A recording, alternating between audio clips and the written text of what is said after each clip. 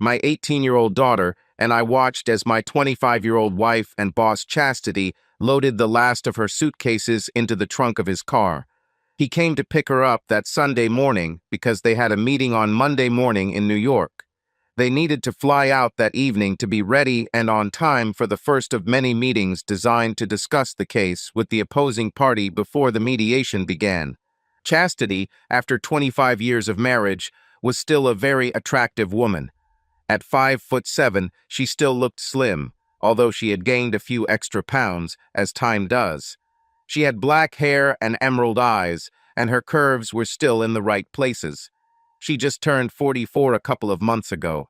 She was a woman who seemed built for comfort and was happy with her life.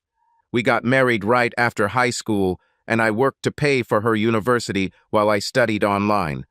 The years have been kind to her, and childbirth has not changed her appearance. As soon as she graduated from law school, we moved back here to be closer to our families. By that time, we already had 2 children. In her first year of practicing law, Julie was born. I stood there, looking at him with conflicting feelings. I have to admit, I didn't like the smirk that idiot had on his face. From the look in his eyes, he thought he had outsmarted me. His self-confident behavior irritated me. I was 2 steps away from beating him. I wanted to say something so badly, but I bit my tongue. He wasn't worth it, and the woman he was carrying wasn't worth it either. They were driving because, as Chastity had explained to us more than once, it was their last attempt to settle a big civil case they were working on before going to court. She was so focused on her plans that she didn't notice from my words that I knew something else was planned. The problem for me with them was that I knew it because a little bird told me, and that wasn't the only reason they went. That little bird I've never met. This came to me through a phone call where I was working. Her name was Louise, and she claimed to be Michael's wife. She wanted to warn me about what their plans were and why. They were on a connecting flight to St. Louis in an hour, and then to New York that evening. Their first meeting with the opposition was scheduled for 9 o'clock tomorrow morning. We offered to take my wife to the airport to see her off, but she made it clear that this was not necessary as her boss Michael had left his car at the airport while he was away. As a result, they were more comfortable doing it this way. It was maddening because they couldn't tell us when they would be back. There really wasn't much difference between me and that idiot. The difference in height could be 2 inches, but no more. He was about 6 years younger, but not in better physical shape than me. It didn't hurt that he was actually a nice-looking man. I knew it would be an equal fight. My daughter Julie, realizing that I was thinking about this, stood in front of me, making sure that I did not have the opportunity to jump off the step and get to him. My daughter did the smart thing if I moved, so did she, trying to keep me behind her. She did it to protect me from becoming a complete jerk. We stood on the porch and waved goodbye. No doubt, Chastity was looking forward to wild nights with her new lover Michael in the bright lights of the big city. Chastity was invited to the firm 6 years ago. Since she was promoted to associate partner at this law firm 2 years ago, our lives have changed, and not for the better. The power of the new position seemed to go to her head. Unknown to anyone but me, Michael's wife Louise contacted me a couple of weeks ago with many details about his past relationships with women who worked under him. Louise told me that was the last time he did this to her. They set a trap for him. As soon as his car was out of sight, my daughter and I went inside. "Do you think Mom has any idea what we know about her plans, Dad?" asked my daughter Julie. "That Michael is planning to add another notch to his belt with her, probably not," I replied. She was never able to see beyond the smoke and mirrors, even with her legal mind. If she heard rumors about his past behavior, she ignored them because she never took idle talk seriously. With her legal mind, she still can't understand it simply. It is a fact that rumors always begin with a basis of truth about the person himself. Your mother still sees the world and others through rose-colored glasses. However, she will join this relationship voluntarily because she believes that she will not be caught. For her, it was always hidden from sight, therefore out of mind. For her, it will be seen as a sexy vacation from the boring routine of our daily lives, I explained. It will be a rude awakening for her when she is forced to realize that she has simply become another of the many women he has used. It will be even worse when she is faced with the reality of what she has done. My daughter looked at me seriously before saying, "Why do you say that? If you think that, why didn't you try to stop it?" "You know your mother as well as I do," I said. If I told her not to have an affair, she would deny that she was planning anything like that. She would simply say that I was jealous, immature, and childishly naive. The discussion of this issue would go downhill. We would end up with a big deal. An argument that wouldn't lead anywhere. She would have left for the trip angry with me anyway, and would have continued with her plan as soon as they turned the first corner. She had already made up her mind. Nothing we would have said or done would have changed. Her opinion. "Does his wife know what's going to happen?" asked Julie. "Yes, and also her father," I said. "They already have paperwork prepared to submit when they catch them. This isn't the first time he's done this. Louise has the names of other women he took as his last mistresses. Her children are already grown enough for her, so it's easy to take care of their needs without him. That's why she decided to destroy the facade they called marriage. He will be served divorce papers for adultery, and my wife will be served papers for interference with marriage." "Will you forgive Mom, Dad?" Julie asked with a worried look. "Not this time," I said. "I already forgave her once. It's different for me, and she won't be forgiven. It's time to settle the score and move on." The moment she left, divorce was already on the agenda. She had her chance and missed it. I will remember the look on my daughter's face for the rest of my life, because neither she nor any of our children ever knew. It must have been a big shock for her to find out that their mother had already cheated once. "Dad, you better explain that comment," Julie said, "because it just doesn't make sense." "Julie, you're the youngest, so what I just told you stays between us," I said. "Last time it was before she found out she was pregnant with you, and continued until she clearly started showing. If you were his child, I would have left her then. Luckily, the blood test confirmed that you are mine."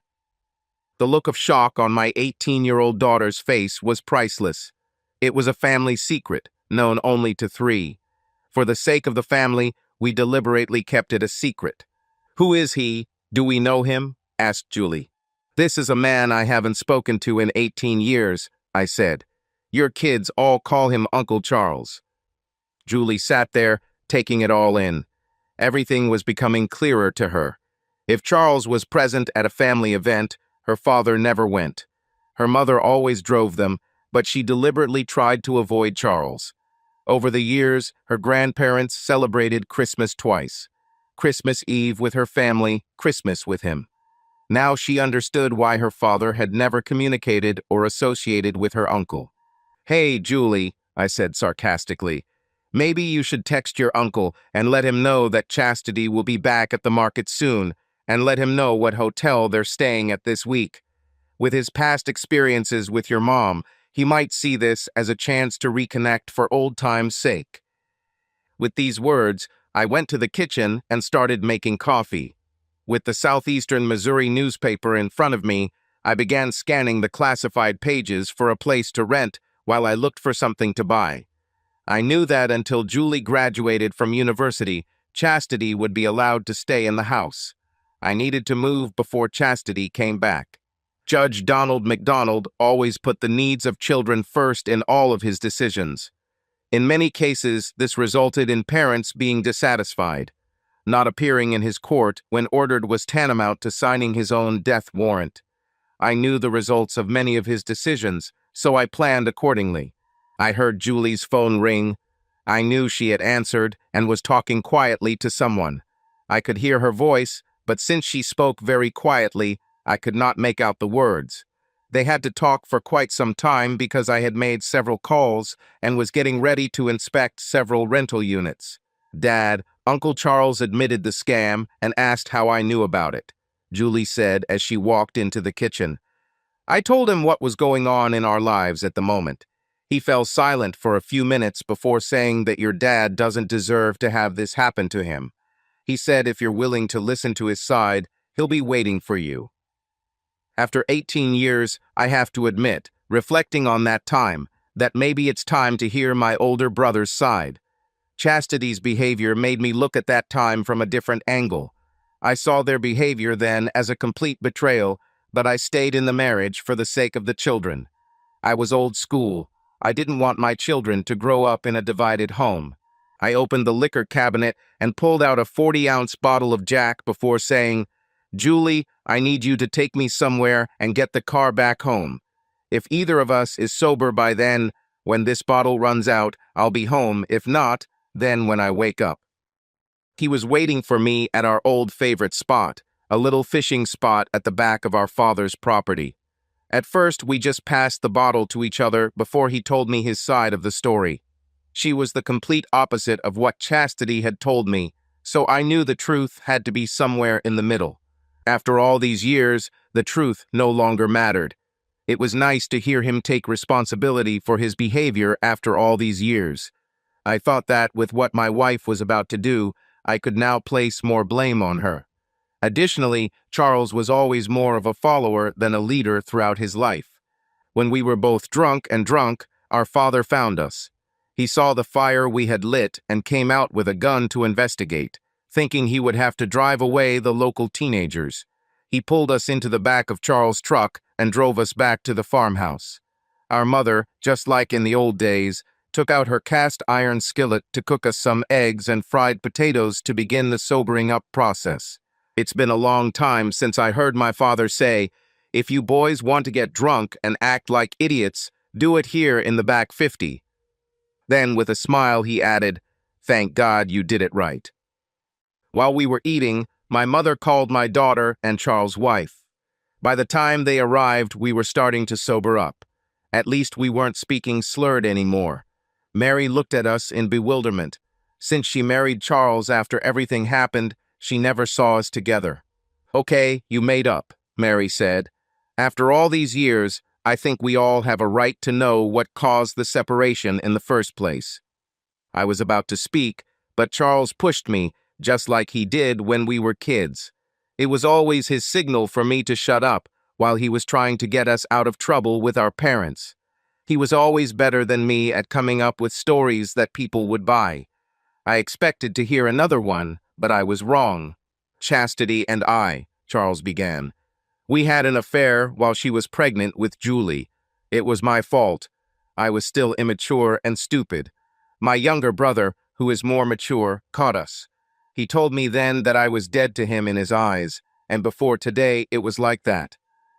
My father, finally hearing the reason why Charles and I ended our relationship the first time, said, "Damn, if I were Clint, I would kill you." "What caused you to burst the dam?" Mom asked. "Chastity flew to New York with her boss," I replied. According to the hotel they were staying at, they only booked one room for the entire stay. Louise, Michael's wife, and her father have private investigators on them. I will be provided with copies of their claims, videos of them being served with claims, and any other evidence they find. I realized as I said this that Julie had learned that her mother and Michael had been planning this all for a long time. This was hard for Julie to realize because now it seemed to her that her mother was looking forward to it. Now Julie understood why I behaved the way I did. "I should have let you go after that bastard, Dad," my daughter said, looking me straight in the eyes. No one knew what to say, so I added, "Since Chastity will be allowed to keep the house while Julie lives there and goes to university, I need to find a place to live before she comes back." "Dad, I'm not going to live with Mom," Julie said. "Where you go, I will go. We will do it together." Julie was like me. When she said something, she meant it, no matter the cost. "Julie, come with me for a minute," Mom said, and they went upstairs. My parents' house was a huge 2-story farmhouse. By the time they returned, the two had decided that Julie and I would move in with them for the time being. All we needed to take with us was our clothes. My daughter told me off on the way home. She said, "You need to stop defending my mom or any of us, Dad. We're all adults now." She went to New York knowing full well what she was going to do with Michael, believing that she wouldn't get caught. To me, that shows what she really thinks about the two of us. After we got home Monday night, we began slowly moving the items we wanted to pick up. Each of us took our favorite TVS. I took my rocking chair. She grabbed her makeup table and mirror. Chastity called throughout the week to keep us informed of what was happening. There was progress, but it was slow. Louise called because she decided that we should finally meet. We agreed to do this Thursday night at Logan's Roadhouse around 8. I came in work clothes, without a tie. She was there, dressed in a dress and skirt. I recognized her by the white scarf she was wearing and went over to introduce myself. She was pleasant to look at. It was obvious that she was several years younger and healthy as a horse. She had long blonde hair, soft blue eyes, and a slender figure that commanded attention. Her curves were an open invitation to most men to look inside and get to know each other. She was naturally strikingly beautiful. What impressed me most about her figure was that she dressed conservatively. Michael has truly proven himself to be a fool in my opinion. Having such a treasure at home and going after my wife, who was at least 5 years older, just didn't make sense in my eyes. Why would anyone go for comfort food when they have prime meat right in front of them? I found out that she is indeed 10 years younger than me. Her 2 young daughters were 8 and 10 years old. I explained that I have 3 children, 2 boys and 1 girl, ranging in age from 23 to 18, but only one still lives at home. She was a kindergarten teacher. Now it became clear why she dressed like that. I worked as a human resources manager at a nursing home in the city. I kept thinking that my teachers in elementary school were never this hot. It was Louise who informed me that they would still be in New York for the weekend because they had finished about 70% of the work on settling the details. After that, they will have to translate everything into legal language and sign an agreement before they can leave. They will be served late on Sunday evening and early Monday morning when they are awakened from a sound sleep. The hotel security service, having received management approval, will allow private detectives into the lover's room. She asked me how I dealt with it. I said much better than last time. We all ended up talking about it. I noted that the main difference between the two was that this time it was intentional. Last time everything was so black and white. She asked if I knew who was first. I told her it was my older brother over 18 years ago, before my youngest child was born. Until this week, we hadn't spoken to each other in 18 years. We made peace last Sunday after I told my daughter Julie about it. I said, "She made us work the way we did when we were young. I had the worst hangover I've had in years." Louise laughed and I said, "It makes it even worse that our father caught us like he did when we were prepubescent teenagers and dragged our asses home like we were still wet behind the ears." Louise thought it was funny, but said it must be nice to be around her parents. I told her that my youngest daughter and I would be moving in with my parents until I found a new home for us. I took my tools, sporting weapons and clothes, and left the rest. I will keep Chastity's cell phone number active until Sunday evening and then block my wife's number forever. Before leaving for the night, Louise and I danced a few times in a nearby bar. I went home in good spirits, all things considered, and was questioned by my daughter Julie. Miss knew everything, should have known everything. The next day, while we were getting ready for the day, Julie continued to tease me, repeating over and over again, "Daddy has found a new girlfriend." Julie and I enjoyed a fantastic Sunday dinner, and my parents were already fully settled. It was a special time for my mother because she had to cook for the group again. She was delighted that we both ate so much and that there weren't many leftovers. At 1 o'clock in the morning, I received a call. This woke me up from a sound sleep.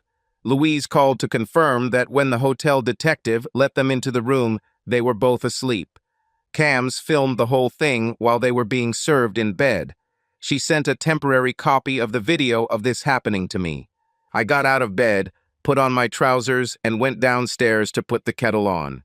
I had just made myself a cup of hot black tea when my mother joined me. "Is the water still hot?" she asked. I got up to make her some tea when I said, Look at the video I just received on my cell phone. I listened and watched as my mother's expression changed. Chastity and Michael were caught naked under the sheets. Their recorded voices expressed shock. Both looked like deer caught in headlights at night. No one who saw it could say that what they did was completely innocent. She immediately sent a copy to her own cell phone before putting it down. "We're done with Chastity," Mom said. I love the complete shock on her face when she was served with the civil suit. "Julie and I blocked her phone number tonight," I said, "because I was warned that they would be served with lawsuits tonight." Mom took her and Dad's cell phones so I could show her how to do it while doing it. It's been a long time since my mom and I shared tea in the middle of the night. It brought back a lot of sweet memories for both of us. I walked in and told the receptionist to block all incoming calls from my wife because I didn't want to talk to her. Around 11, she came and said, "Listen, she calls here every 20 minutes. How can we stop this?" "What's your mobile number?" I asked. She gave it to me. I said, "I'm texting you a video clip. Next time she asks to talk to me, ask for her cell number. If she gives it, send her a copy and let her know by text that Julie and I received it last night." That was the last time I saw her for the rest of the day. As soon as she left for the rest of the day, she said, "I did what you asked." Once she got it, there were no more calls. It intrigued me, so I looked it up. "If your daughter or you need anything, just call, okay?" I nodded my head affirmatively. "Thanks, boss," she said. I deleted it and didn't tell anyone. While my mom was preparing dinner before Julie went to help her, I told my daughter about what happened at work. "I got a text message from a number I don't recognize," Julie said. "It was from my mom asking me to call her. It didn't take long to realize it was probably Michael's number." "I think your brothers will call us around 8 o'clock this evening," I said. "Your mother will call them. They were probably already at the house and found us gone." "If they do, they'll be shocked," Julie said. "I left a short note for Mom saying that apparently you will be forcing your lover Michael to move out since his wife kicked him out." I thought it was funny because I knew Chastity would never tell our sons anything that would make her admit to what she did. "Dad, let's have some fun and turn off our cell phones," Julie said. "So my brothers will have to contact Mom to find out what's going on." That's what we did. For my daughter and I, it was a peaceful night. For others, it was not. We found out later that my sons actually came to our former home. As soon as they walked through the front door, they discovered that my favorite chair was missing. This resulted in the entire house being searched. It quickly became clear that Julie and I had moved out. It was only when they entered the kitchen that they found their sister's note. When they called Julie and me, their call automatically went to our voicemail. This made them even more angry. They were confronted by their mother on her cell phone, who claimed she didn't understand what the note meant. She also told them that she didn't understand why we moved out. They called all over the city looking for us, but to no avail. Finally, in desperation, they called their Uncle Charles, who told them that after what their mother did the second time, perhaps his brother did not want to be found. So Jason and Justin told their uncle about the note and what it said. "All I can say for sure is that Michael is your mom's boss, and they've been sharing a hotel room in New York for over a week," Charles said. "You're old enough to draw your own conclusions from this." The boys were so shocked by this that they forgot to ask themselves how and why their Uncle Charles knew it. My sons, in their search for Julie and I, spread the news of the breakup between me and my wife better and faster than gossip could have done. By the end of the next workday, my secretary forwarded a call from my oldest son, Jake. After the greetings, he got down to business. "What's going on, Dad?" he asked. "Where do you and Julie live now?" "Nothing much, considering that we mostly know that in our world, what was wrong is now right, and what was right is now wrong," I replied. "Dad, let's not get into religion," he said. "Just tell me the facts." "Check your text messages for what I just sent," I said. "This will answer your question. Send this to Jason, and if you want to talk, come see my father after dinner." With that, I hung up, texted the video, and sent one to Julie to let her know what I did. Less than 10 minutes later, Jake texted back, "Damn, I'll be at Grandpa's at 8. My parents left my kids and me alone, so we could have a serious conversation about our current marital status.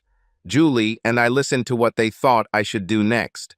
The boys did not see their mother's actions as a serious problem and believed that I should get over it. We all make mistakes, Dad. Look how many times you forgave us when we were growing up." This angered their little sister. "You may be my brothers, but you're both fucking idiots," Julie said angrily. "It wasn't a damn accident. Mom and Michael planned everything. The hotel room was reserved for Mr. and Mrs. Michael Truscott a week before they left." As I listened to her, watching my sons' faces, it was a look I will never forget. We watched Mom leave our house that Sunday afternoon. She left knowing she was going to cheat, Julie continued. She made him pick her up and seemed worried about what she was getting into. Dad offered to take her to the airport. But no, she wanted to rub it in our faces by leaving with him. We were probably what they were laughing at on the way to New York. She didn't know that we knew, and didn't realize that we were seeing through their farce. Julie asked me why I didn't stop her, and I told her she would have lied and denied it. I continued. "Your mother's actions made it clear that she was leaving the marriage. This was not an accident. It was all planned and intentional. Dad and I knew about 2 weeks before she left," Julie said. "Michael's wife warned us. That's why we had video within an hour of them being served with the lawsuits. Boys, you have to understand that your mother didn't just do this to me," I said. "She did it to all of us. I'm going to the doctor tomorrow to get tested for STDs." All my children looked at me with their amazed eyes. "I'm doing this because I can't be sure that she didn't have other lovers on the side," I continued. "This may be the first time she's been caught. She's been on business trips quite often over the past few years. Her behavior makes me wonder if these trips were of this nature." "Dad, you can't be serious," Jason said. "There is no chance that my mother had other lovers." "Based on what we have learned, can we all say that we will get the truth to these questions from your mother?" I answered. "The truth doesn't matter, the facts do. If I don't have an STD, then we know that what you believe can be true." When there was no response from my 3 children, I said, "It's time for me to go get a cup of coffee." My parents were in the kitchen. They heard the entire conversation. "Clint, you're approaching this right," my father said. "I wouldn't have thought about the possibility of others. Being an attorney at a firm that partly sues the medical industry and pharmaceutical companies, it does raise the possibility that she slept with others. She was always flying off somewhere because there have always been meditations before the court. Even if she had separate numbers on these trips," I continued, "all it takes is a call from one number to another. Since in our society one truth can be another's lie, I cannot afford to trust everything that she's been saying these last years." At that moment, my mobile phone rang. It was Louise, so I said I should take this call in private. So I went out onto the outside veranda. "Hi, Louise. Good to hear from you," I said. "What's happened?" "I talked to Michael. It didn't go well. He doesn't understand why I'm filing for divorce," she said. "He thinks I should forgive him and move on with my life as before. I told him that my daughters are old enough now and I don't need him in their lives. That's when he realized that I no longer have love for him. He killed her through his false ways. Chastity, he says, is in a bad place now that she's not working. She's trying to figure out how they could have done all this. Looks like they'll be back home Thursday afternoon because an agreement has been reached." "Julie, my daughter, and I blocked her number," I explained. "I told the receptionist not to take calls from her. It got so bad that she asked me to make them stop. I gave the receptionist a copy of the video you sent and told her she should forward it to Chastity. That stopped the calls. My wife now knows that we all know what happened. It must be hard for her to realize that she can no longer control the situation. I told Michael that his personal belongings would be kept in the garage until he got them," Louise said. "Then I told him that I had already changed the locks on our house. I just wanted to see how you dealt with it. I just finished a long conversation with my 3 children, explaining that this may not have been her only scam, and that's why I'm going to get checked out, I said. When they asked why I thought it was necessary, I said, "Do you think your mother would honestly admit that she had others? I guess I'm just taking it one day at a time." Julie and I moved out. We talked a little more before wishing each other good night. When I returned to the house, they were all in the kitchen. All 5 of them looked at me as if they were waiting for me to say something. "I'm taking the day off tomorrow," I said. "I have an appointment with a lawyer at 9 in the morning. Since the 2 lovers may be returning home on Thursday, I would like them to be served with their lawsuits when they get off the plane." I think that's when my sons finally realized the gravity of the situation because they started to have tears in their eyes. Then my father said, "Jake and Jason, Michael wasn't the first man your mother was caught with by your father, but he will be the last. He's a more manly man than me because I would have killed the first son of a bitch." "That's nonsense," Jason said. "Mom said she had never cheated before, and until we said we had the video, she denied that she was having an affair." "You are idiots," my mother said. "Why do you think your father never spoke to your Uncle Charles until this week? They finally made up about it on Sunday night." The boys were amazed and looked at their sister. "Uncle Charles admitted it," she said. "He said our dad didn't deserve it, but he did. When I told Dad that Uncle Charles and Dad made up." The emotions were raw for everyone involved. I got up and put the kettle on. All 3 of my children experienced the consequences of their mother's behavior in their own way. As their father, all I could do was be there for them. I knew it would change their lives in the future, even though they might never see it. How they deal with this will forever determine what kind of people they become. The boys decided that they would rather go home and prepare for the workday tomorrow. By the time they left, the kettle was boiling.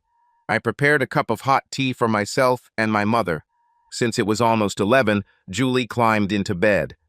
This left me and my parents a chance to talk. "They'll be watching you," Mom said. "How you handle it will give them guidance."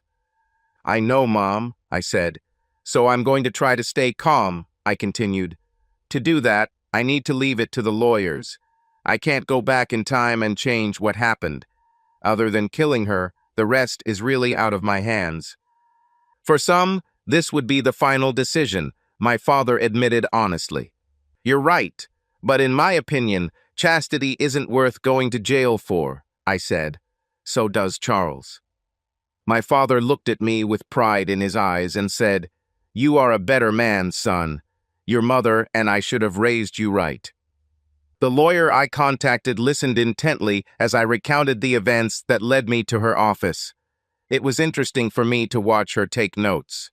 When I mentioned the name of the company where my wife worked, her eyes lit up. "Mr. Clint Walker, did you know that I once worked for them?" she asked. "They have a code of ethics that is written down in the HR manual, which I still have a copy of." I think she saw my interest because she added, "We might sue the firm in addition to both of them. We might not get much more than legal fees, given the way state judges look at things at present, but it will create serious problems for both." "Brenda Ferguson, let's do this," I said. "As far as I know, they are returning from New York and will be here on the first incoming flight from St. Louis on Thursday afternoon." After I left a deposit for her services, she said, "I'm looking forward to it. When they fired me, they said I had no desire to follow through. They'll soon find out how wrong they were." I left her office thinking that David was going toe-to-toe with Goliath. The company where my wife worked was the largest in the area and had 4 divisions. Our family doctor was shocked to learn why I wanted to be tested for all sexually transmitted infections. He was our doctor all the years while our children were growing up. He would never have expected this, but he figured it was better to be safe. What I didn't know was that my oldest son, Jake, called his mother after leaving his grandparents' house to let her know what was going on. When he told his mother that I was taking tests to make sure I was clean, she asked why. He told her directly that between Uncle Charles and Michael Truscott, No one in the family could say for sure that there were no other lovers when she was not at home. She wanted to say something, but Jake told her not to worry because she had been caught lying too often. "Give things some time to cool, Mom, before you explain anything," he said, "because now we'll take it as just another lie." The company where my wife worked was fined while the lovers were on the road. My lawyer asked for $10 million. She also made clear in the suit that the dismissal of the senior and junior partners would be considered an admission of guilt. The moment the two lovers got off the plane, they were met by a procedural officer. It was noted by a third party that they did not appear to be a happy couple and that my wife had to take a taxi home. The doctor called me for an appointment for a shot, and it turned out I had a mild STD. Because it had to be reported to county health authorities, Chastity was called in and forced to reveal all of her sexual partners. My lawsuit was made public on the 6 p.m. news. Chastity and Michael's behavior became public knowledge. Brenda Ferguson began to act quite effectively, it seemed to me. Julie called me in response to my text message while she was moving from class to class, and I gave her the news of what the doctor had said. She called her brothers and told them that their mother must have had more lovers, explaining why. I sat with my parents and my daughter while they ate. I declined because I had a dinner date. My always curious daughter asked if she was with the same person as last week. When I answered yes, she smiled and winked. As I was leaving, she sent me a text message. It said, "Daddy has a girlfriend." I was pleased that despite everything going on, she could still find humor in it. Louise Truscott smiled when she saw me as I walked into Red Lobster's. This time I dressed informally, as did she. "You don't do small things," Louise said with a laugh.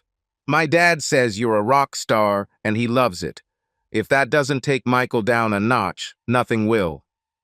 The lawyer I hired used to work for them and is using me to get back at them, with my permission, I said.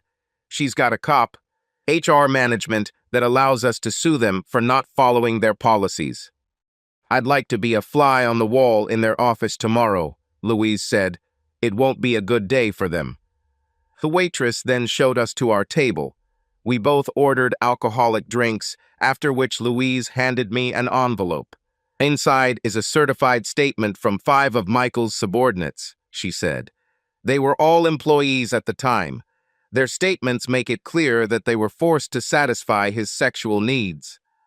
"Oh, my case in court just got stronger," I said. To be honest, when she suggested this course of action, she thought that because of the way judges look these days, we'd be happy if we won enough to pay her legal fees. I think it will go a long way toward establishing a long-term pattern of behavior. We both went through divorces and began to develop a friendship. I even began to enjoy the time we spent together.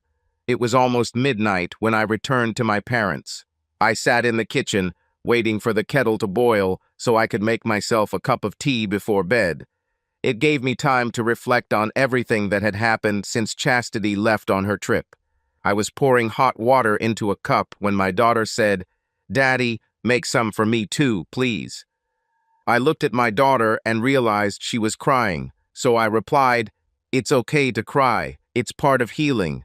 I'm surprised you lasted this long." She threw herself into my arms and burst into tears. I just held her until she calmed down. By the time we drank our tea, she had calmed down.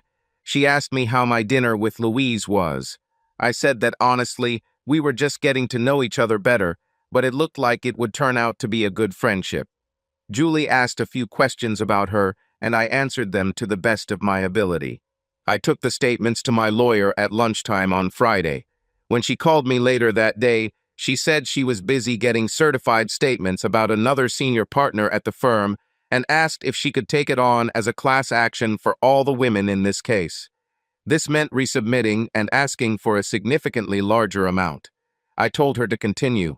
Before saying goodbye, she said she learned from a friend that it had been a very difficult day for Chastity and Michael. Even though they brought home a huge settlement and made millions for the firm, there was no mention of it. The employees I worked with were very supportive, as were other people in senior management. I went to the bank and withdrew 1,000 in cash on the way home. As soon as I returned, I hugged my mother and stuffed the money into her apron. Yes, she noticed this and looked at me with a look that only a mother can give to her son. Just consider it a donation to help cover your extra expenses while we live here. Okay, I said. Anywhere else, it would have cost me a lot more. She was about to say something, so I looked at her so that she spoke. Only this time, it won't happen again. Understood? I nodded, grateful that she let me get away with it. Chastity returned home to an empty house, having survived a day where she was treated like a disease. Both Michael and she were effectively unwanted guests. Her husband and his lawyer were suing the whole damn firm. She couldn't understand how her husband, Clint, had managed to find a disgruntled ex-employee who would never have made a partner to represent him.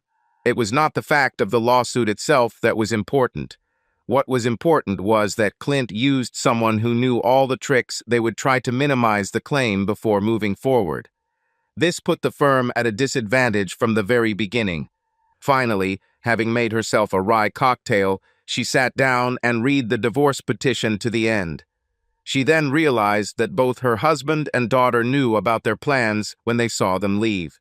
They even knew that they were registered as a couple. Clint now had to see that this turned out to be the end of their marriage. She, not seeing this, sent a message to her husband and daughter, which was now quite clear, even if it wasn't true. Now there is no way to undo the damage she has caused. Her best defense would be to stall until Clint calmed down. Maybe then they could talk. Jake was right. Everything she did now seemed like a lie because of how everyone saw what she did. None of this was definitely worth what she was forcing everyone to face. She walked out the front door to get the mail, thinking it couldn't get any worse. While going through it to sort through the junk, she found an envelope addressed to her from the county health department. After opening the letter, she found out that I had contracted an STD. Chastity was asked to come in for a checkup. Chastity sat down and started crying. This was becoming a real nightmare for her. There have been several chance encounters on business trips in recent years. Clint would tell their children the results. Her family will now think that she is just a slut. Michael Truscott sat behind the counter in a darkened bar on the cheap side of town, drowning his sorrows as he tried to understand why his wife Louise had filed for divorce. She forgave him for all the other times, which is what made this time so special. He really wasn't paying attention to what was happening around him, so he didn't notice the man who sat down on the stool next to him. Loud voices came from the other end of the hall, attracting everyone's attention. This quickly escalated into a fight. Michael turned to look, just like everyone else, and was hit, not once, but 3 times very hard in the face. A voice from somewhere said, "I'm a friend of Chastity's husband, Clint. Every time I see you, I will do it again. What gave you the right to destroy the life of a good man?" The only thing he could see through the blood and pain was that it was one huge African American. I knew that the situation with my eldest son Jake had to be resolved. It happened on a Saturday afternoon while I was cleaning out a couple of paddocks in my dad's barn. Jake was very stubborn, and once he made up his mind about something, no one could change his mind. He visited his mother in the morning. Chastity took it badly and spent a couple of hours crying on his shoulder. He decided that it would be best for everyone if I took her back, and we all continued to live as if nothing had happened.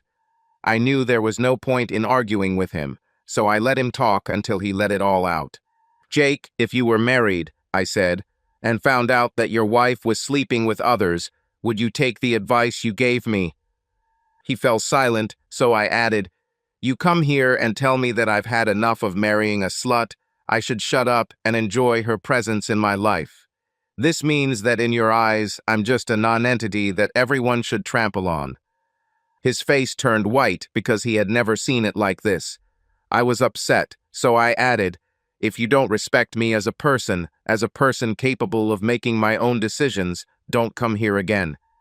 I walked away and left him standing with a huge dose of foot-in-mouth syndrome. He was young and stupid. Like me in my youth, he reacted without hesitation. Now he had to face my reaction. "Jake, not fully understanding his behavior, went to talk to his Uncle Charlie. After hearing what happened, he told Jake that it reminded him of how stupid he was when he was his age. "Your mother was after me, Jake," Charlie said. "I fell in love, and it cost me 18 years of separation from my brother. You need to understand that there are always two sides to the story. Both parties express their emotions in everything they say about the situation. Your father is right, your mother did not get the STD from Michael. So whoever it was, she brought it home and shared it with your father. To me, this proves that she saw my brother as nothing," Charlie added. "After everything he did for his family, this was his final reward. You tell him to accept this fact and live with it. It only made your father angrier." "How you fix it is your problem, Jake," Charlie added. "But correct it, because if you don't correct it, you may lose your father forever. Our father always said that giving the person who hurt you one chance, if they do it again, they're done. Your mother took her chance with me. It's sad that by her behavior, she showed that she never learned anything." It was a great day Monday morning at the firm where Chastity and Michael worked, because my lawyer had dropped my lawsuit against the firm. They both returned to good standing. They were praised throughout the day for the outstanding settlements they achieved for their clients and the proceeds they earned. Michael Truscott looked terrible, but managed to cope. He had 2 huge bruises and a cut above his left eyebrow. In one private moment, he walked into Chastity's office to tell her what had happened and what had been said. As a result, Chastity was standing by my car as I left the nursing home that day. She looked tired and exhausted when I came out to her. I had to be very careful about what I did or said. "Call off your dogs," Chastity said. "Michael has enough problems of his own to look around because of your thirst for revenge." "I don't know what you're talking about," I said honestly. "He was beaten," Chastity continued. "The man said that he is your friend, and every time he sees him, he will do it again." I started laughing. I thought this was one of the best news in recent weeks. Having calmed down, I said, "If I knew who it was, believe me, I would buy this man a large bottle of whiskey as a token of gratitude. I think your lover got off easy. If it were me, he would already be dead." And then I received a text message. I looked at it and saw that it was from Louise. She wrote that I should come to her as soon as possible. This is important. As soon as I read this, another message arrived with her address. I replied that I was already on my way. "I've never seen you so cold and cruel," Chastity said. "It shouldn't be like this. Get your damn lawyer and let's get a divorce already." I got into the car, started it, and drove away, leaving it standing there. I'm done with her lies and ideas of morality forever. Louise was standing at the door as I arrived. It was obvious that she was very upset. "What's happened?" I asked as I approached the front door. "Is there something I can help solve the problem with?" "My dad's friend made his cousin beat up Michael," Louise said, "and used your name to send a message." I guess my huge smile said a lot. Relief quickly appeared on her face. "Are you not angry or worried?" she asked, relieved. "Not at all. I just wish I knew where he lives so I can send him a thank you whiskey," I said. Automatically, I hugged her for a moment. Louise didn't resist. Reluctantly, I let her go. I was about to apologize, but she stopped me with a kiss on the cheek. "They are both inside and want to work things out with you," Louise said, taking my hand. We held hands as she led me to the kitchen. I saw her daughters peeking out from one of the bedrooms, so I winked at them with a smile. They answered me the same. Louise's father was a little younger than mine, but I treated him with respect. When I saw the huge African-American man, I smiled. "If you were of age," I said, "I would send you a large bottle of whiskey as a token of gratitude." After that, I extended my hand to him as a sign of friendship, and he accepted it, adding, "Next time you want to do something stupid, ask yourself if it's worth going to jail. My father told me that when I was your age, and it saved me a lot of trouble."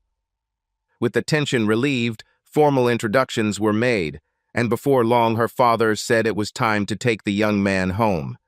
This left Louise and I with her 2 children. Her 2 daughters came out and introduced themselves. Livia was 10 years old and Lori was 8. I asked them about their favorite restaurant. They said it was an all-you-can-eat pizza place called Zizzy's. I got down on one knee and said, "Would you young ladies allow me to invite you and your mother there for dinner?" Perhaps it was because of my suit without a tie, because they both immediately said yes. I said, "Well, there's one thing I need to do before we can go." "What is this?" the girls asked. "I need to call my mom and let her know I won't be home for dinner." They thought it was funny and laughed until we got there. Louise and I walked into Zizi's as the girls ran ahead. As we sat down, Louise's colleague saw her. As Louise approached for more pizza, a colleague stopped to talk to her. "Are you Mom's boyfriend?" Livia asked. "I'm a guy and I'm her friend," I replied, not knowing where she was going with this. "Did you go on a date?" Livia asked insistently. "I haven't invited her yet," I replied, "but I would have to get permission from someone else before I could do that." "From whom?" asked Lori. "From you and your sister," I said. The girls laughed before the 2 of them exploded. "You can, because Mom already says she likes you." When Louise returned to our table, she found us laughing and talking happily, as if we were old friends. I said I was going to get some more and Lori said she would come with me, so off we went. Lori decided she was ready for dessert, and I put what she wanted on her plate. I thought she would return to the table, but she waited until I had helped myself. Once we got back to their house, I escorted the 3 ladies to the front door. As Louise opened the door, I lowered myself to my daughter's level and thanked them for having dinner together. As soon as the door opened, the girls ran inside, getting ready for bed. Then I decided to say goodbye. Since I was extremely inexperienced in dating, I decided it was best to just say goodbye. So, after saying goodbye, I got ready to leave. "Come back here, Clint," Louise said. I turned on the step so that we were face to face. Louise leaned over and kissed me on the lips. I reciprocate her feelings. "My daughter said you were going to ask me on our first date," Louise said. "Livia made a mistake?" Louise took me by surprise, so I began to explain what happened while she was talking to a colleague. Then Louise and I sat on the front porch like teenagers discussing the situation. It took us a while to both admit that we were interested in each other, but were both worried about what we were facing. Since it was almost the end of September, we decided to take the girls to the town fair the following Saturday and then decide what to do next. It was almost 10 o'clock in the evening when I arrived at my parents' farm. I went into the house and found that everyone was still awake. Julie immediately noticed my good mood as soon as I walked through the door. "Dad has a huge happy smile on his face," Julie said. "The meeting must have been really important for him to be so happy." I told my parents and daughter about the events of my day after I left for work. My father thought it was funny that Chastity asked me to leave Michael alone because he already had a lot of problems. On Friday, my lawyer filed a new lawsuit against the firm. The suit named 4 senior partners and 16 female victims, and I tried them jointly. Copies of the claim were delivered to the senior partners' homes. 3 of the older partners were told by their spouses not to return home. Brenda Ferguson continued her campaign of calling Chastity to find out the name of her divorce lawyer every day. My mother had email addresses for many of Chastity's relatives. That night, before I returned to the farm, she sent each of them a copy of how Chastity and Michael were served with the lawsuit. The text said that this was not the first lover she had on these so-called business trips. This was the first time she got caught. Clint contracted an STD. I was getting up, ready to go pick up Louise and the kids, when Julie said, "You really love Louise, don't you?" "Julie, the sad fact of life is that since the divorce started," I said, "a lot of the friends your mom and I had over the years have disappeared." "Louise and I bonded over shared experiences," I said. "Because of this, it was easy for us to trust each other. It's too early to tell where our relationship will lead, but I'm open to it. Dad, if you need dating advice, don't hesitate to ask." Julie said with a smile. Just promise me that you will introduce us to her before things get too serious. It seems that Louise was afraid of heights, so I spent about an hour with her daughters on the Ferris wheel. At their age, it was a favorite pastime. We played by ear and just enjoyed the moment. All four headed to the food area. The children decided that they were hungry. Lori sat on my shoulders because she was tired. We were queuing for food when my brother Charles and his wife found us with their two youngest. The elders were somewhere with their friends. Presentations were made. Mary and Louise hit it off immediately. As soon as I took Lori off my shoulders, we sat down to eat. Four children found company around their age. The adults could only follow them. Considering the cost of fare rides these days, it didn't take long before I spent a couple $100. Mary and Charles decided to have a Sunday family meeting. They invited Louise and her children. Louise said she would love to come, but her daughters would be spending the day with their father for the first time since he left for New York. By 6 o'clock in the evening, the children are very tired. Louise had just bathed her daughters and put them to bed when Michael called her. He won't be able to pick up the children on Sunday. He was in the emergency room receiving medical care. Looks like he was beaten again. Louise told him it couldn't be Chastity's husband because he had spent the whole day at the fair with me and the kids. Michael was unhappy about this. I called my brother to let him know the kids were coming. I left her house around 9 p.m. reluctantly because we had decided that we would start dating. On Sunday, I picked up the new ladies in my life at 2 o'clock in the afternoon and went to my brother's. Julie and her current interest were already there. My mom and dad were also present. Charles's entire army was in place. My two oldest came last. It was a big event for my brother. For the first time in his entire married life, I was in his house. Mary was delighted to introduce Louise and her two daughters to everyone. It didn't take long before they were accepted. What got interesting for me was when my oldest son said we needed to talk. We moved to the edge of Charles's property. "Dad, I was wrong," Jake said. "I succumbed to my mother's manipulations. She set me up when I came to you last week." Uncle Charles and several of my colleagues explained everything to me. "What lesson did you learn?" I asked. "When it comes to family, first of all," Jake said, "the best thing to do is to stay away, because no matter what you do, you're only making things worse. You need to let them figure it out on their own, in their own time, not yours." "You're right, but this is the hardest thing we do because we care so much," I said. "Your mother and I will be able to talk to each other someday, but that day is still far away because of the way she behaved." "Behavior," Jake repeated. "Yes, behavior, because that's the only thing that can't be argued or explained," I continued. "Look at Louise. She stayed in a loveless marriage until she thought she could raise her daughters on her own. She chose to be patient until the time was right for her. Her behavior says more about her character than anything else. Your mother's behavior stunned your sister and me because of the cruelty with which she did it," I said. "No matter what she says with her voice, her behavior makes most of what she says a lie. One of the things our grandfather taught us when we were young," I continued, "is if I'm not worthy of honesty, then you're not worth lying." "Dad, the question must be asked," Jake said sadly. "What else did she lie about?" "That's a question that will never be answered," I said. "There's no point in wasting time looking back, son. All we can do is learn from it and move forward." "I like what I see in Louise, Dad," my eldest said.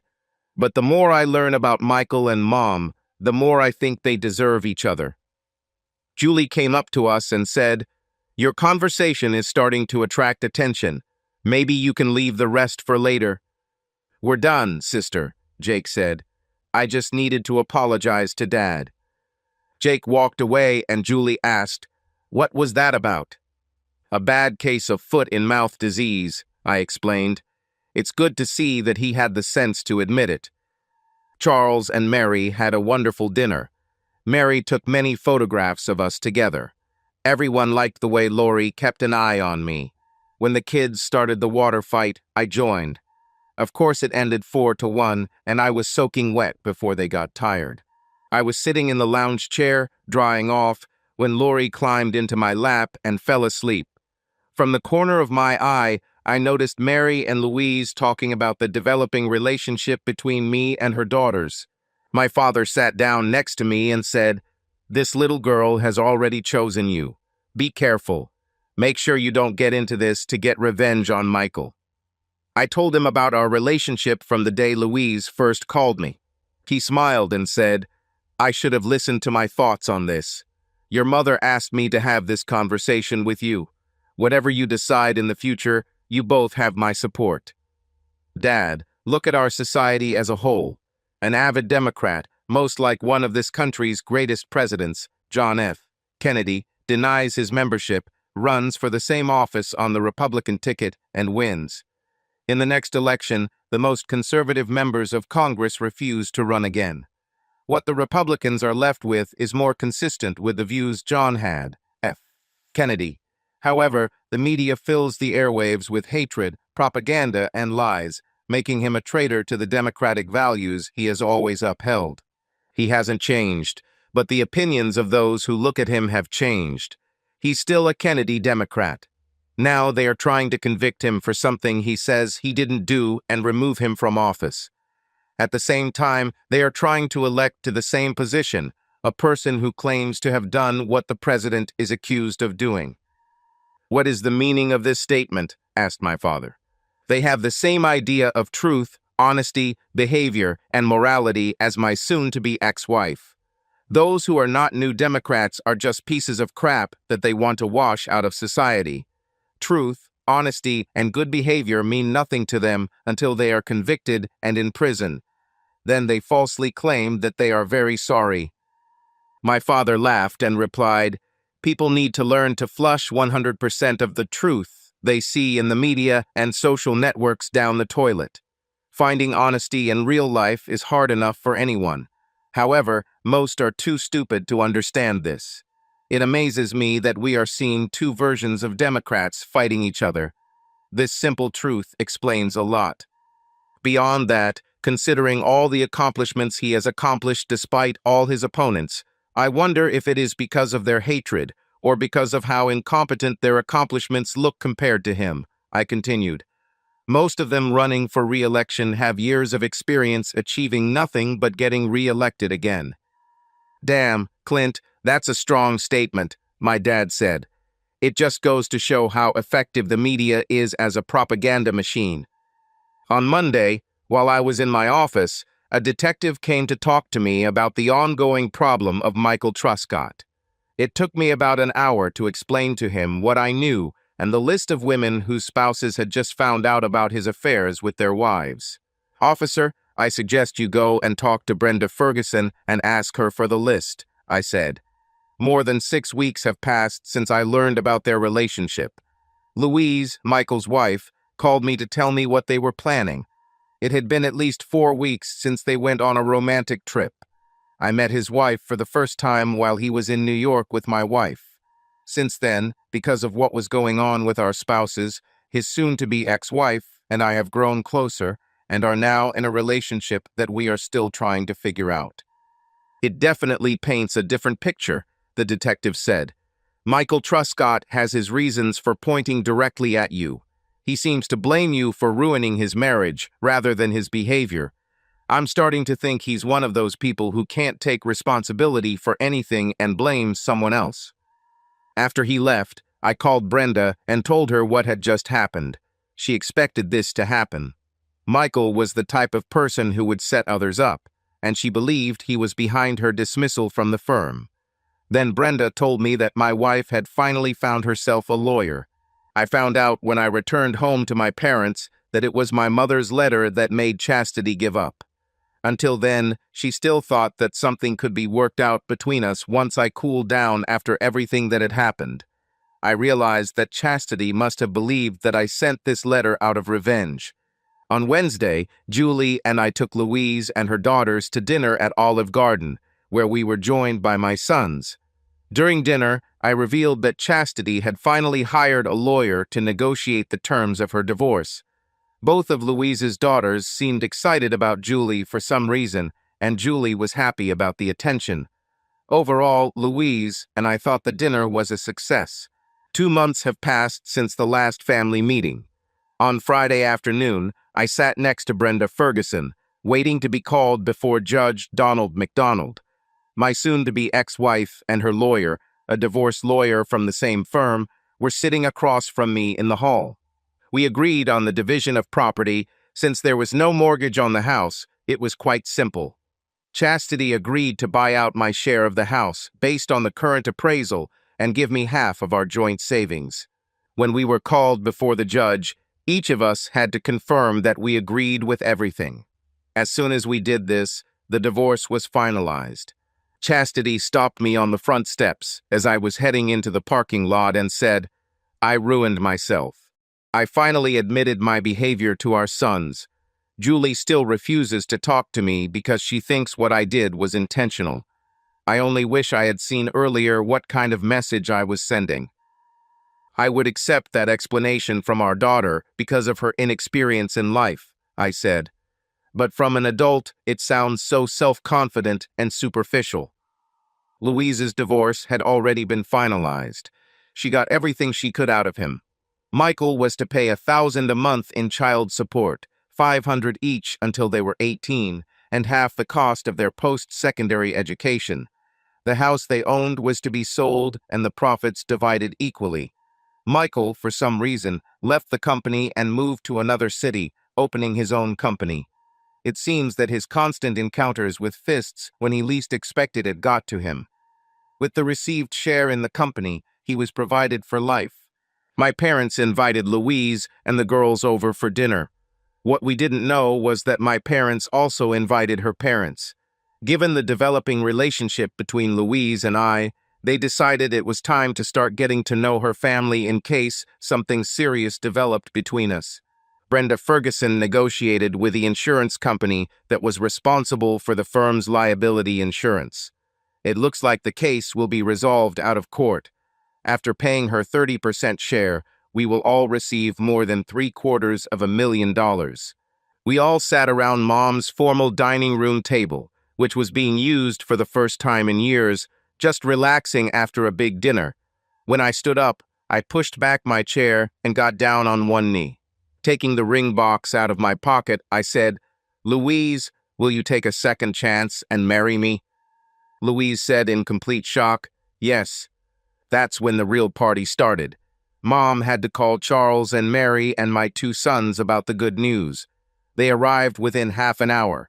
Amidst all the excitement, I noticed Lori was crying, so I walked over to her as she sat on the floor and sat down next to her. She immediately climbed onto my lap. "What happened, baby?" I asked quietly.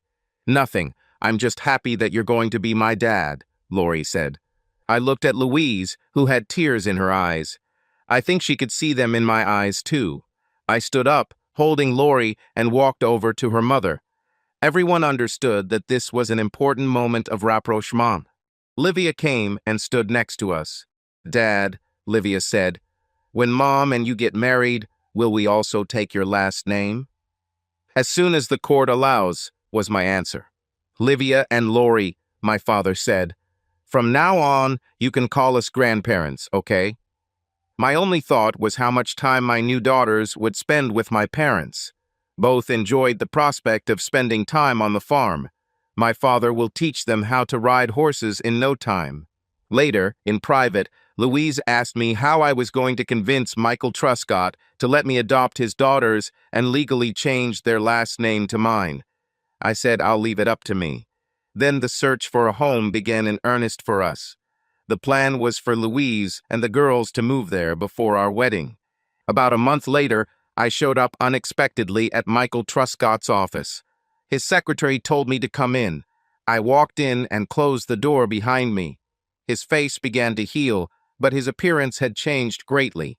He was beaten 8 times. The detective interviewed all of his former lovers and their spouses, but he still had no firm suspicions. I decided to take the risk that he truly believed that I was responsible for the disfigurement on his face. "I think you heard that Louise and I are getting married," I said before he looked up. Michael's face went white as he looked up. He seemed to truly believe that I was the person responsible for the injuries he suffered. "What do you want from me?" he said fearfully. "I need your permission in the form of a legal document to adopt your daughters so they can legally take my last name. This is not my wish, but the wish of Livia, who asked her mother and me if she and her sister could take my last name. This must be done in a way that legally recognizes us both as their fathers and allows them to change their last name to mine." "Why should I consider this?" he said. "This will get you away from me forever," I said. "If you don't agree, you and I can meet often." It took him half an hour to type and print the document I asked for. I knew he didn't really care about his daughters because I hadn't seen them since he left for New York. His secretary, who was also a notary, certified the document and stamped it. According to Louise, he only married her because she became pregnant. When his family found out about this, he was pressured into proposing. I made it to the school where Louise taught kindergarten just as she was letting the class go. I had to go into the office because they didn't know me at school. I asked one of the employees to call her class and call her to the office. She was surprised to see me. "Louise, I made a promise to your daughters on the day of our engagement," I said, handing her the envelope I took from my inside jacket pocket. "I think this will allow us to give them what they want." She took it, opened it, and read the enclosed document. "How?" she asked, her eyes filling with tears. "Michael still believes I'm behind his face being met with fists," I said. "I used his fear to my advantage to achieve this for us. I thought we could arrange it so that on our wedding day, Livia and Lori could legally take my last name." "Julie told me the night we got engaged that you always keep your word," Louise said, "especially in front of a child. Do you think Brenda Ferguson will take care of the adoption papers and file them in court?" "I'll call her office," I said, taking my cell phone out of my pocket. "The secretary should be able to answer this question. If she can, I'll make an appointment at a time so you can come." The office secretary, a woman, couldn't help but overhear our conversation and said, "Louise, have you set a date?" "No, I wanted to, but Clint said he wouldn't do it until he found a way to convince Michael to let him adopt my daughters," Louise said. "He felt that if we were going to be a family, the kids should get what they want when we say our vows." We were able to meet with Brenda later that afternoon. She was delighted for both of us. Within 20 minutes, she prepared the necessary documents and printed them. With the notary statement provided by me, they were due to be filed in court by the end of the day. It took a week before we found out that my adoption and their last name change would be approved. All they wanted to know was when it would take effect. To resolve this, we held a family meeting. We scheduled it for Sunday because the movers would still be moving Louise's and the kids' things to our new home the rest of the week. Louise and I were at work the next morning when the detective investigating the ongoing attacks on Michael Truscott visited us to tell us that 2 arrests had been made. One of those arrested was another senior partner at the firm with whom Michael had slept, and an African-American man who still believed they were in a relationship. Both of those arrested were men. My brother Charles and his wife met us on Sunday. We were the last ones to arrive. We arrived with a huge pot of Boston baked beans that Louise had made. It was a potluck brunch. After the greetings, my future father-in-law asked, "What's new?" "We want to announce that in 2 weeks, 6 days before Christmas," I said, "if we can use the little shed for our parents' equipment, 2 things will happen. First, Louise and I will exchange vows, and second, the adoption of Livia and Lori will be completed. All 3 will take the name Walker. We will be spending our honeymoon next summer with our daughters," Louise added. "It will be held at either Disneyland or Disney World." It was a commotion, but in a quiet moment, Livia came over to me and sat on my lap, saying, "Thank you, Dad." "For what?" I asked. "Because you love us enough to keep your word," she replied. I couldn't answer because the 10-year-old girl's words, which sounded so sincere, had no response. I just took her into my arms and hugged her tightly. Subscribe to our channel so that your second chaff doesn't cheat on you. And go ahead and listen to the next story, because this story is nothing compared to the next one. If you're under 18, don't even think about listening to the next one.